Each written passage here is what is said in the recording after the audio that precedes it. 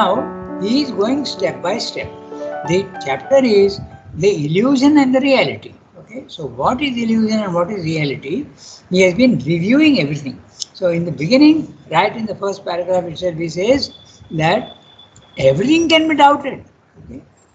Even at the physical plane, we can doubt. And now he is going to discuss the vital plane. Then he will come to the mental plane. Then he will come to the spiritual plane.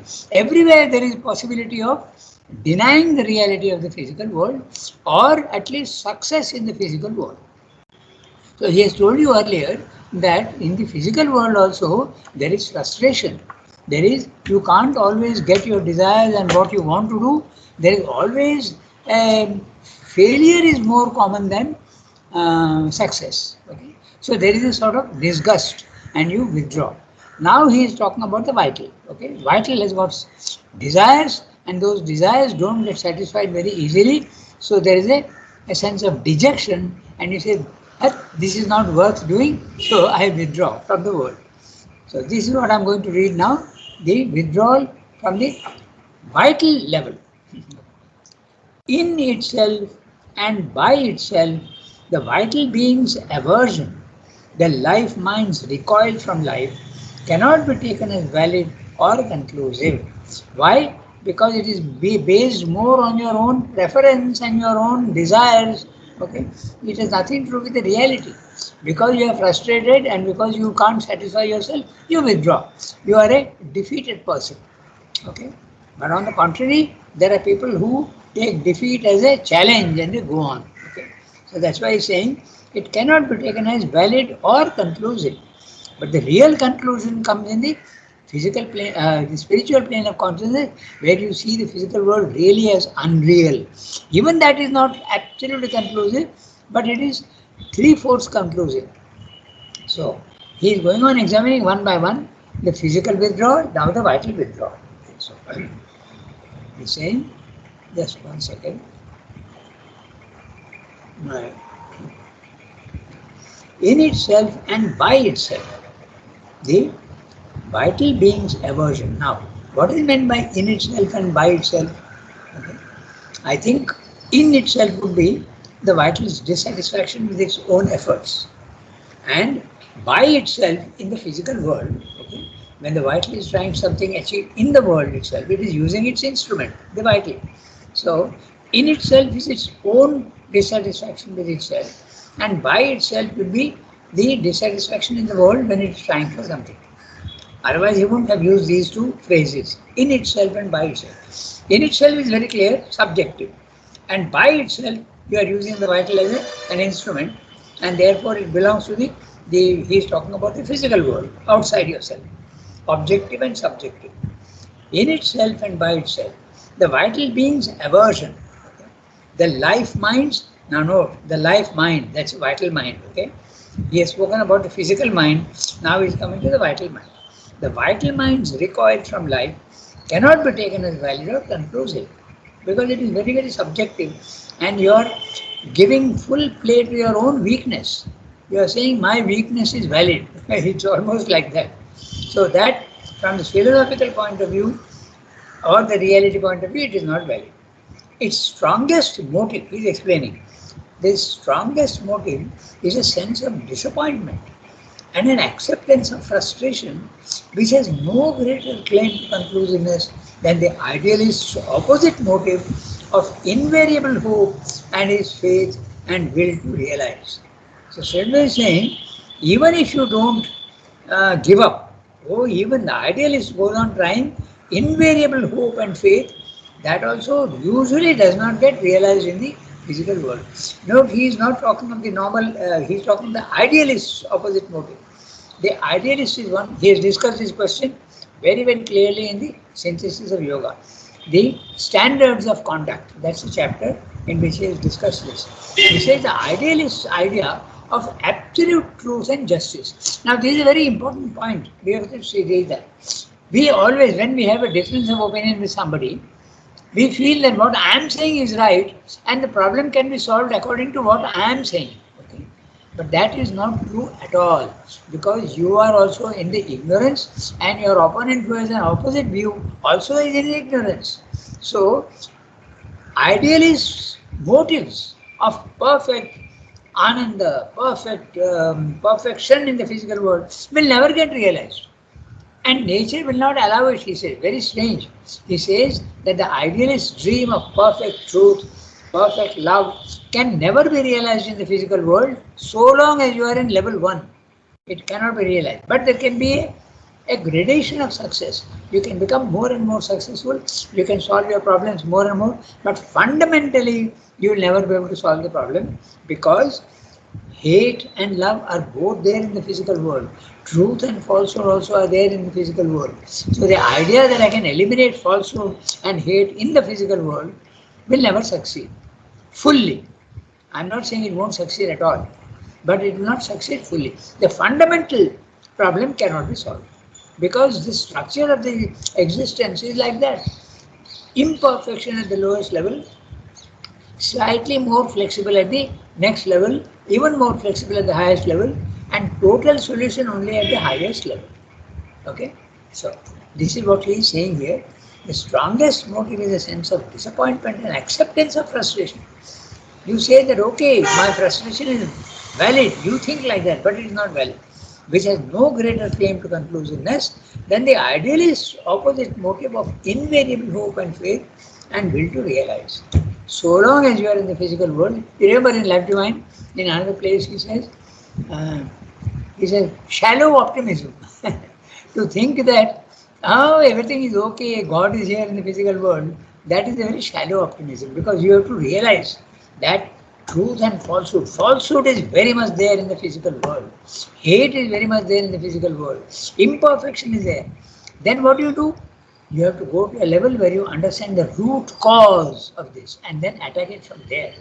But superficially, you try to make absolute justice, absolute this thing. It never works. Never works fully. That's what you have to understand. There is a progress, but the fundamental problem will never be solved. This is something that we must always keep in mind because it's got very, very practical applications. In an institution, when you are working, you feel that, oh my God, there is so much of imperfection, there is so much of uh, inefficiency, and what I am suggesting will be very fine, it can be done. It's not true. Maybe a slight improvement is possible, but the fundamental problem of imperfection will always remain. You can find a solution only when you go up. But going up also is not enough because that will be only the individual solution. The problem has to be solved at the physical level, at the lowest level. That is what Srinagar has done. He has brought the higher truth and higher principle into the physical world. Okay? That's what he is saying. Neither the one who withdraws in disgust and in failure, he says, my failure, I can see that it will never succeed. And the idealist opposite, who says that yes, it will always succeed, both are wrong. That's what he's saying. Okay?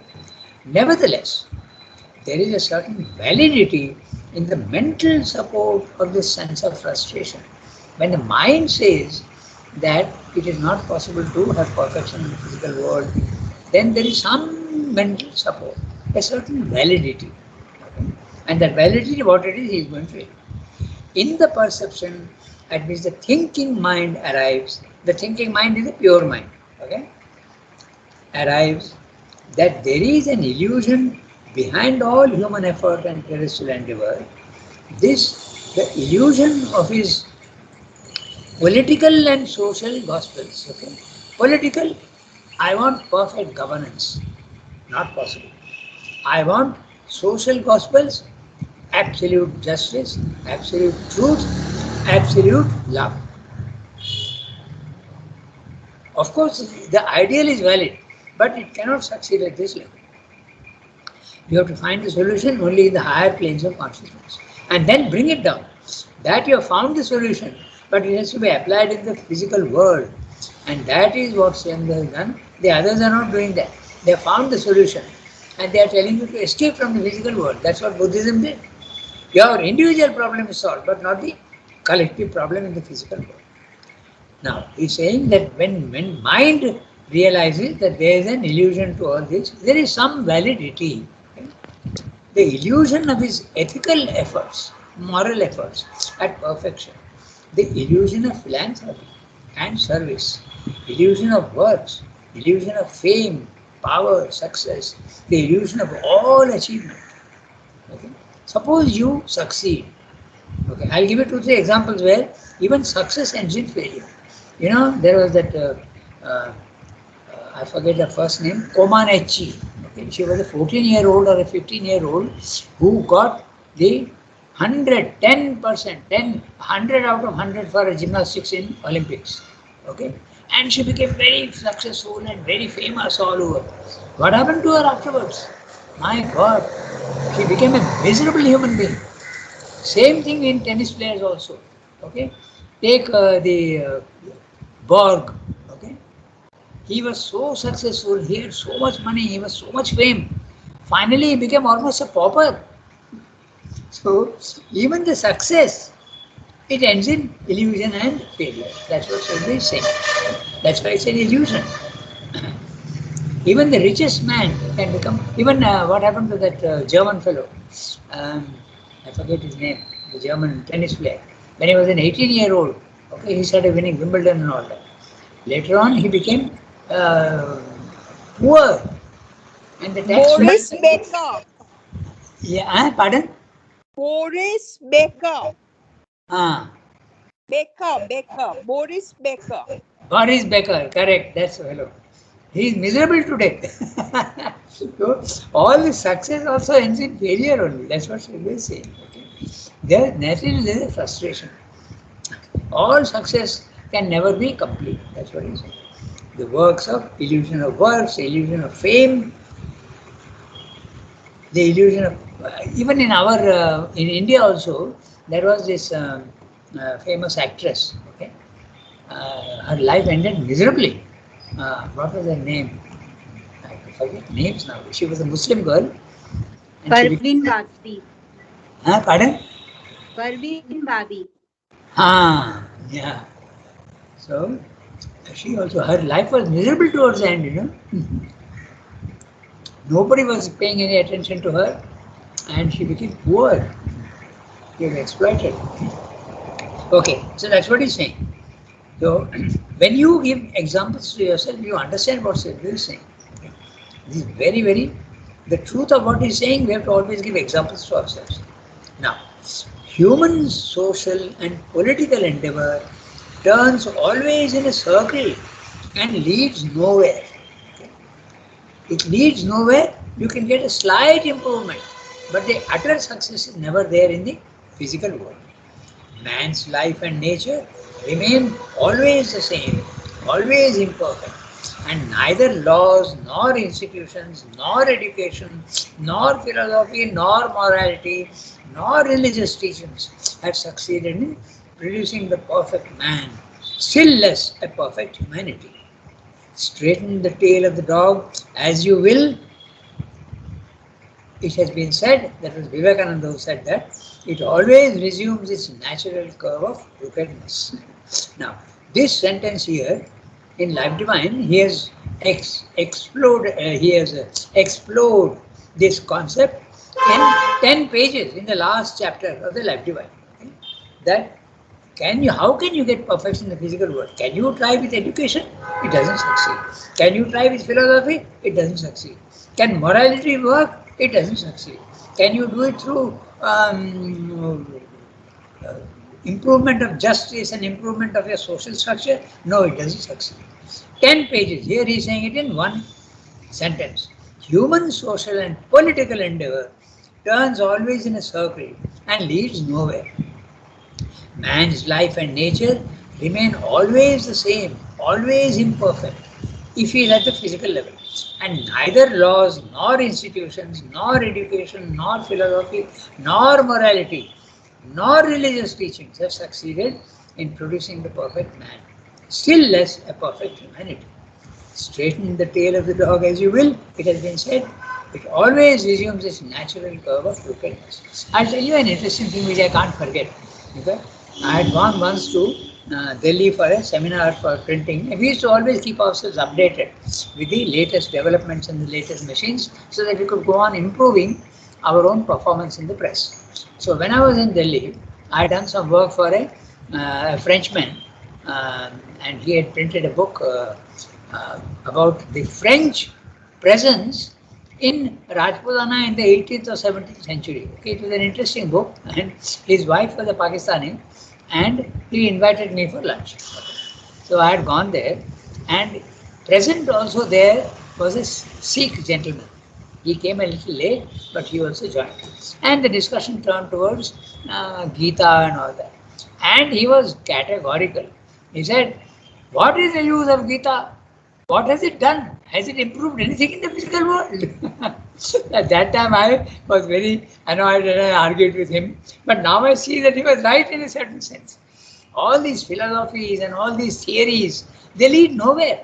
That is what Sri Aurobindo perceived with such clarity and so much of acuity. You know? And that is the reason progress can come only by the next step in evolution. It's not possible just to have ideas and ideals. No, it doesn't work. That's what he's saying here very clearly. And as I said, he has listed all the things that he has discussed in the last chapter of the Life Divine. The supramental manifestation. So look at that. All these, he has given the list. So, ethical effects, political trials, social trials, ethical trials, morality, illusion of philanthropy, can it change physical things? No. Illusion of works? No. Fame, power? No.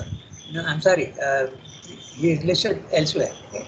Neither laws nor institutions, nor education, nor philosophy, nor morality, nor religious teachings. None of them have succeeded. Then what will succeed? It has to succeed by the bringing down of that truth which is perfect into the physical world. That's the only thing that can change, and that's what they have done. So you can imagine now in this context, what an unbelievable great work they have done, Mother and Sri Aurobindo. So all the others, they have given individual solutions. Not that they did not do anything useful, they did. But the change in the physical world is possible only by a next step of evolution. And that is what Sri Aurobindo made possible. Okay, so I go to the next one. Same thing. Altruism, or rather altruism, I think it's pronounced altruism, philanthropy and service, Christian love and Buddhist compassion have not made the world a whit happier. They only give infinitesimal bits of momentary relief here and there, throw drops on the fire of the world's suffering. Now look at that, okay? Even the spiritual efforts throw drops on the fire of the world's sufferings. One individual you may help, but the others are all there in the same condition. Okay? Throw drops on the fire of the world's suffering. Fantastic images Sri uses. All aims are in the end transitory and futile. All achievements unsatisfying or evanescent. All works are so much labor of effort and success and failure which consummate nothing definitely. Whatever changes are made in human life are of the form only the superficial aspect, only the form, but not the inner reality. And all these forms pursue each other in a futile circle. For the essence of life, its general character remains the same forever. By the way, when he's saying forever, he is giving the normal idea. He is not this. All what he's saying in this para is not his. Okay, he has a very interesting style. He states the opposition's view first. Tread gently, he says. In many places, he says, I will exaggerate even a little bit if necessary, and then I will look at the problem and give the solution. He says that in the Life Divine. This is what he is doing here. He is putting the truth, which is semi-truth, but he is putting it as though it's a whole truth. And then he will give the solution. Okay? So don't think that this is his. Otherwise you will feel that Sri Aurobindo is a defeatist. He is a pessimist. He is saying that nothing can be changed in the physical world. Never make this mistake. Okay? This is only one para. This is what many people make a mistake. They read part of it and think that that's the whole. Okay? This sentence is there, which I am reading again. You will conclude that Sri Aurobindo is a defeatist. All aims are in the end transitory and futile. All achievements are unsatisfying or evanescent. All works are so much labor of effort and success and failure which consummate nothing definitive. Whatever changes are made in human life are of the form only, and these forms pursue each other in a futile circle. He is exaggerating the view that normally it is held. That is the reason why the ascetic withdraws from the physical world. For the essence of life, its general character remains the same forever. This is not Srinivas's view. He is putting the view generally held. This view of things, there you are, may be exaggerated, but it has an undeniable force. It is supported by the experience of man's centuries, and it carries in itself a significance which at one time or another comes upon the mind with an overwhelming air of self-evidence. When you go to the self and you see the physical world as unreal, you are absolutely convinced that the physical world will always remain imperfect. Even if you have seen even if you are in a cosmic consciousness. There are two things when you go to the self. No? You see the physical world as unreal and therefore you reject it completely. That's the Mayavadin and the Buddhistic solution. It's a solution because your individual problem is solved. No more suffering. But even if you are in the cosmic consciousness and you see the physical world is real, but the suffering is real, the falsehood is real. Okay? That is the Shankaran philosophy. So if you want the divine, the world is not unreal, but if you want the divine, you have to go up. Okay? You can't get it here. That's what he says. Okay? With an overwhelming air of self-evidence. Not only so, but if it is true that the fundamental laws and values of terrestrial existence are fixed, or that they must always turn in repeated cycles, and this has been for long a very prevalent notion. He is saying that the physical world is permanently imperfect. He is saying if that is the view that you hold, then this view of things in the end is hardly escapable. If you think that the physical world is permanently imperfect, there is only one solution. Get out. Escape. For imperfection, ignorance, frustration and suffering are a dominant factor of the world existing order. The elements contrary to them, knowledge, happiness, success, perfection, are constantly found to be deceptive or inconclusive. So, first of all, deceptive, but even when you succeed, it is inconclusive. It does not give the entire solution.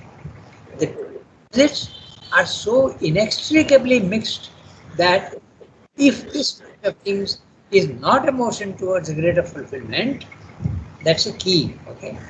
It's a motion towards greater fulfillment. But if you don't think like that, if this is the permanent character of the world order, then it is hard to avoid the conclusion that all here is either the creation of an inconscient energy which the materialist thinks. The materialist thinks that the whole world is nothing but a creation of an inconscient energy. Matter is creating everything, which would account for the incapacity of an apparent consciousness to arrive at anything, or intentionally a world of ordeal and failure.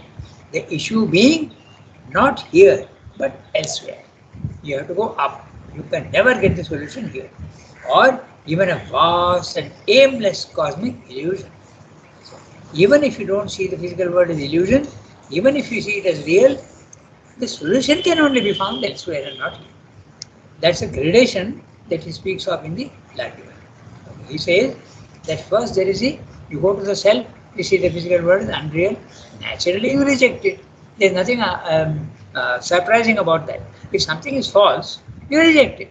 So that's a Mayavada philosophy, that's a Buddhistic philosophy also. Okay? Not all. In Buddhism also you have several schools, Hinayana and Mahayana. So there are differences, okay? Because the expression of Buddhism, Buddha never wrote anything. He only gave sermons. And the disciples have recorded all those things. And in the recording there is A little bit of exaggeration this way. This is what Science is saying. So even if you see the physical world as real as Shankara did, the solution can never come in the physical world. You have to go up. And third level, Sriyamva comes up and says, wait, don't be so defeatist. There is a solution, but it's not an immediate solution. There is a slow solution. God is revealing all his marvels here through a slow evolution. But now we will try and make that evolution a little faster. And that's why he put all his effort and his entire life to bring down that supermind.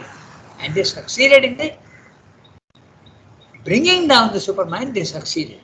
But the next level that they also tried, which is the transformation of the body itself, Mother made the effort and she has succeeded. There are many theories that hold that she has succeeded up to the physical, subtle physical level. It's now only a question of time when universal nature has to increase the tempo and the speed of evolution in the physical world, and that's happening. That's what even scientists are discovering, which we discussed yesterday. Okay, so very powerful paragraph telling you and sort of in a sense justifying and saying, even if not justifying, it is understandable why the ascetic is rejecting the physical world. It is so difficult. In the synthesis of yoga also, he says that my ideal is that we will have perfection in the physical world. But don't think that it is easy.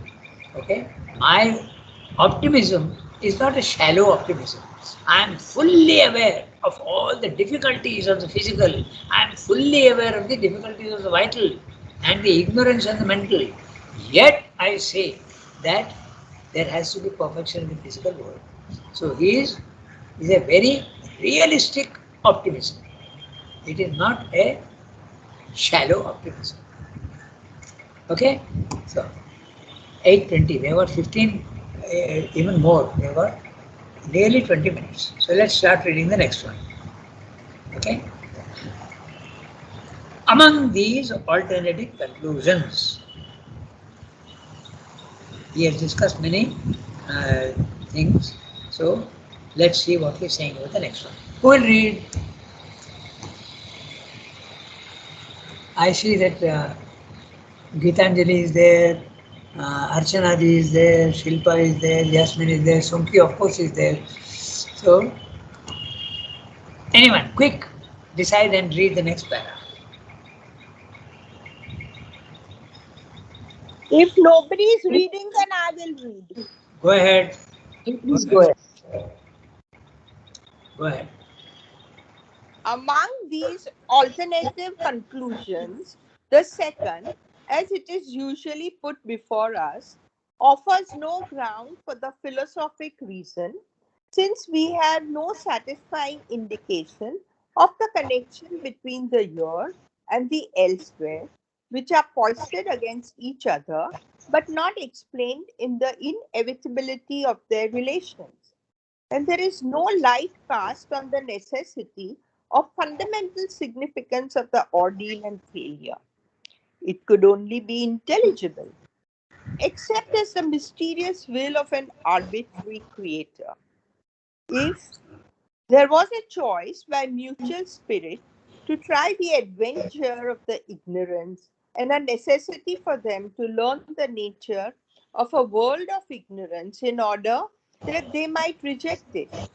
But such a creative motive, necessarily incidental and quite temporary in its incidence, with the earth as its causal field of experience, could hardly by itself account for the immense and enduring phenomena of this complex universe. It can become an operative part of a satisfactory explanation if this world is the field for the working out of a greater creative motive. If it is a manifestation of a divine truth or a divine possibility in which, under certain conditions, an initiating ignorance must intervene as a necessary factor, and if the arrangement of this universe contains in it a compulsion of the ignorance to move towards knowledge, of the imperfect manifestation to grow into perfection, of the frustration to serve as steps towards a final victory, of the suffering to prepare an emergence of the divine delight of being. In that case, the sense of disappointment, frustration, illusion, and the vanity of all things would not be valid, for the aspects that seem to justify it would be only the natural circumstances of a difficult evolution. All the stress of struggle and effort, success and failure, joy and suffering, the mixture of ignorance and knowledge would be the experience needed for the soul, mind, life, and physical part to grow into the full light of a spiritual perfected being. It would reveal itself as the process of an evolutionary manifestation. There would be no need to bring in the fiat of an arbitrary omnipotence or a cosmic illusion, a fantasy of meaningless Maya. Okay, so in this para, he is giving you a hint that the all that normally the physical world rejects and the vital also rejects, and but he says that there is some sort of justification at the mental level because you have an actual spiritual experience where you see the physical world as unreal. So he's saying, is that really the solution? Then he's saying, but if we change hypothesis, the hypothesis being that the physical world is permanently imperfect. Suppose I change the hypothesis, then the solution appears possible. That's what he's pointing out. Okay, so he's saying that there can be other views. It's very, very difficult, but there can be other views. Now, we'll do one thing. We will quickly go through the summary of what he said in this para. And then, if there is time, we'll start looking at the details. Okay?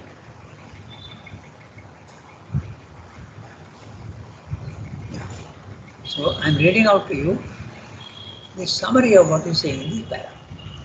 This last view, that means the physical world is unreal, the experience of the self and the illusion. Okay? So, this last view, not the earlier vital and the physical rejection. The physical rejection out of frustration and failure is a tamasic withdrawal. The vital rejecting is not necessarily it's a rajasic withdrawal. Now, the mind when it says that it can be a sattvic withdrawal, but it is not valid because sattva, rajas, tamas belong to the ignorance. Okay, the three gunas, they belong to the ignorance. You have to go to the trigunatita condition. So he's saying that this last view, which divides heaven and earth, is not satisfactory for our philosophic reason because there is no connection between the two spheres. He says, I want a connection between the two. Also, the need and necessity of creating an imperfect world remains unexplained. When, if you have the theory of the Mayavadi and the Buddhist, it remains unexplained. How can there be a world which is created and which is false? That problem is not solved by the Buddhistic and the Mayavadi philosophy. There is a practical solution, but not a philosophical solution. Why should the God create something unreal? It's not possible to explain that. So he rejects it. Also, the need and necessity of creating an imperfect world remains unexplained. Why should the divine do that? The only explanation is that it's a fiat. The word is pronounced fiat. Okay? Fiat is an order, a command. Without any questioning, you have to follow it. There's nothing else. It's like an autocratic ruler who says that from today it will be like this. He lays down, there's no argument, no justification, nothing. That's a fiat. The only explanation is that it is a fiat of an arbitrary creator. He is an arbitrary creator. That means he is arbitrary. No reason, no one can question him. His own will is going to work out. is the most unsatisfactory. The only explanation that is the fiat of an arbitrary creator is the most unsatisfactory. In fact, there are theories that say that the physical world is unreal. Another explanation that the world is suffering and pain, that the world of suffering and pain is created so that immortal souls may descend into it to learn the nature of the imperfect world in order to reject it is equally bad. Why should they come down? An immortal soul, he is immortal, and he comes down to, there are theories like that, okay? You come down to the physical world to again go back to where you came from. But that is not a valid theory at all. There is no need for him to come down and suffer unnecessarily. The- it's very funny. Yeah? He's saying an immortal soul comes down. This is a Christian theory actually, if you see carefully. The soul is immortal, created by the divine. It comes down to the physical world and then goes back again without doing anything. And you are judged to be either perfect or imperfect. So there is no meaning for the physical world. You can't explain anything in the physical world. Why was it created at all? Okay. So the most unsatisfactory is most unsatisfactory. Another explanation that the world of suffering and pain is created so that the immortal souls may descend into it to learn the nature of the imperfect world in order to reject it is equally bad. The vastness and immensity and permanence surely suggest a worthier purpose and motive. The world is so vast and so huge. How can such a petty explanation be valid? Just think a little bit quietly and don't give very shallow and very superficial answers. That's what it's saying. In order to reject it, calmly, quietly, we have to see why the world was created at all. The vastness and immensity and permanence surely suggest a worthier purpose and motive. There must be a motive to the creation of suffering. A satisfactory solution that reason can give is that there is an evolution from ignorance to knowledge, from pain and suffering to illimitable ananda. The ignorance and imperfection of the world is not permanent and irreparable. This is the solution. It is only a temporary phase in the process of evolution. So, if you accept the principle of evolution and a slow progress upwards, there seems to be a solution to the problem of pain and suffering and imperfection in the physical world. That's what Sridhar suggested. But look at the way he is saying, he is not imposing it on you. He is saying a satisfactory solution that reason can give is that there is an evolution from ignorance to knowledge, from pain and suffering to illimitable ananda. The ignorance and imperfection of the world is not permanent and irreparable. It's only a temporary phase in the process of evolution. Sridhar is taking you by the hand and saying, wait, don't jump to pessimistic conclusions. There is a solution. Look at it very carefully. He's sort of suggesting it, and then later on he will say what the solution is. Here he is going step by step. Lakshman is 1,000 pages. So here he is discussing all the possibilities and all the theories. Okay? So we still have 6 minutes. So maybe we can try to go through each sentence. It's not very difficult when you have the overall picture. Yeah? So among these alternative conclusions, the alternative conclusion means there are two conclusions. The physical world and the vital world, there is frustration and you reject the physical world. But he's saying when you come to the mental, there is some sort of support for that. That also he rejects. So, alternative conclusions. The second, that means when the mind has the experience of the self, as it is usually put before us, offers no ground for the philosophical reason, since we have no satisfying indication of the connection between the here and the elsewhere. The here is the physical world and the elsewhere is the self. The spiritual planes of consciousness, the level 2. Sridhar is saying there is no connection between level 1 and level 2. That's what the Mayavadins say, that's what the Buddhists say. But Shankara goes one step more and says, no, no, no, there is a connection. There is a connection. The world also is real and the spirit, the self also is real. There is a connection. But in the lower, there is permanent imperfection. There is a connection. Now, Sridhar says not only is there a connection, but there is also an evolution. That's the third situation.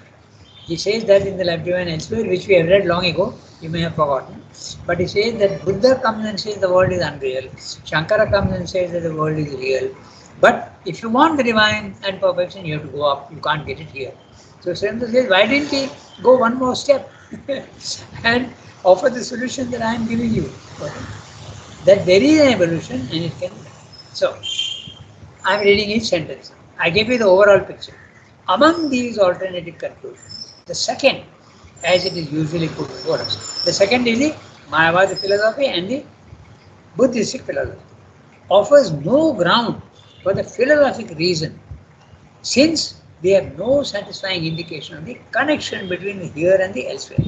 They are saying, insisting that there is no connection at all between the two, which are posited against each other, but not explained in the inevitability of their relations.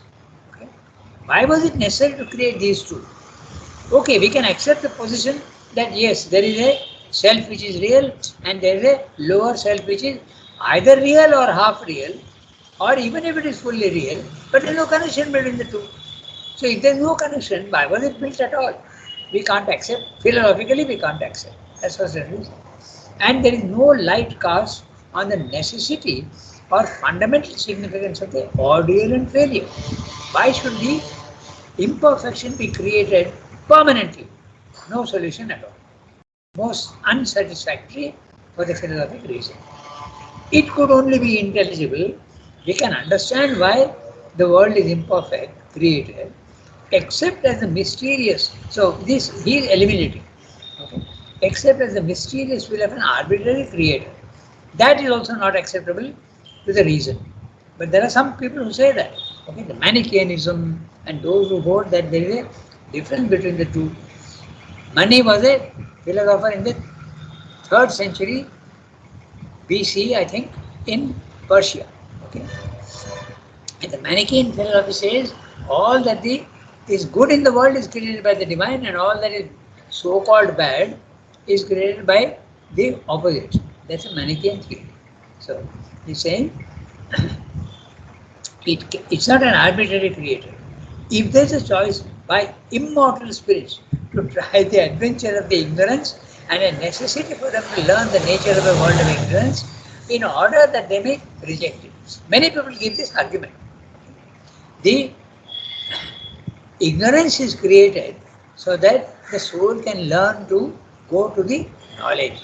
The suffering is created so that the soul can go to Ananda. The idea is valid, but you are not explaining why there is creation. Okay? Why at all is it necessary to do that? So it's not a satisfactory solution. Okay? That's what it is. In order that they might reject it. You come down here to reject it, what is the point? You go to Madras all the way from here without doing any work and you say, no, I don't want to be here, you come back. Why did you go there at all in the beginning if you didn't go for any work? Okay, that's what he's saying. Okay, that to learn the nature of the world of ignorance in order that they might reject it. But such a creative motive, necessarily incidental and quite temporary in its incidence, with the earth as its casual field of experience, could hardly by itself account for the immense and enduring phenomena of this complex universe. It is continuing to exist. It's immense and it is continuing to exist, this complex universe. You can't explain by such stupid reasonings. It can become an operative part of a satisfactory solution if this world is the field of a working out of a greater creative motive. If there is a motive which is why it is created, let's look at it. That's a possible solution. If it's a manifestation of a divine truth or a divine possibility in which, under certain conditions, an initiating ignorance must intervene as a necessary factor, and if the arrangement of this universe contains in it a compulsion of the ignorance to move towards knowledge, of the imperfect manifestation to grow into perfection, of the frustration to serve as a step towards final victory, Shendo's style of writing, of the suffering to prepare an emergence of the divine delight of being, then there is a solution possible. If it is created for being overcome, in that case, the sense of disappointment, frustration, illusion, and vanity of all things would not be valid. For the aspects that seem to justify it would be only the natural circumstances of a difficult evolution. There you are. So there is an evolution, it changes the whole picture absolutely. All the stress of struggle and effort, success and failure, joy and suffering, mixture of ignorance and knowledge would be the experience needed for the soul, mind, life, and physical part to grow into the full light of a spiritual perfected being. It would reveal itself as the process of an evolutionary manifestation. So the key to the solution of the suffering in the world is evolution. There would be no need to bring in the fight of an arbitrary omnipotence or a cosmic illusion, a fantasy of meaningless Maya. So, Sendra says, evolution. There are three things which you accept. The suffering and pain and imperfection of the physical world can be explained. So, he will look at that in the next few paragraphs. Okay? So, we have crossed our time by 2 minutes. So, we can stop here. Sonki, note down page 435, but there is to a higher mental and spiritual basis. Yes. Yeah. So he has examined the frustration of the physical, the frustration of the vital, the frustration of the mental. But now he says that there is even a spiritual experience where you feel that the world is imperfect, permanent. That's what he is going to examine now. Okay? So, au revoir everybody. I have crossed my time. Merci beaucoup. Okay. Thank you.